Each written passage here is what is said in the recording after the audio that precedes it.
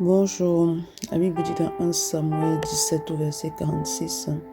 Aujourd'hui, l'Éternel te livrera entre mes mains, je t'abattrai et je te couperai la tête. Aujourd'hui, je donnerai les cadavres du camp des Philistins aux oiseaux du ciel et aux animaux de la terre, et toute la terre saura qu'Israël a un Dieu.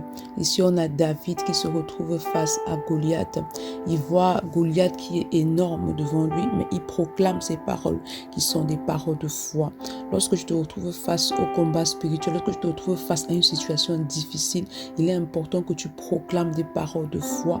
Parce que lorsque tu proclames des paroles de foi, alors tu vas voir s'accomplir ce que tu as proclamé. Pourquoi?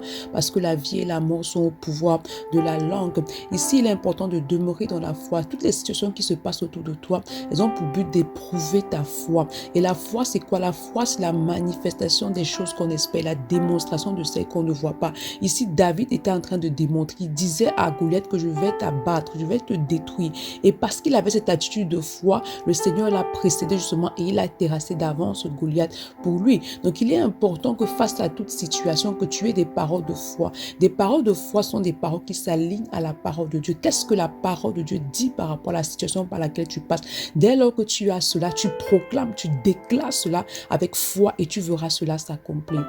Bonne journée. Shalom.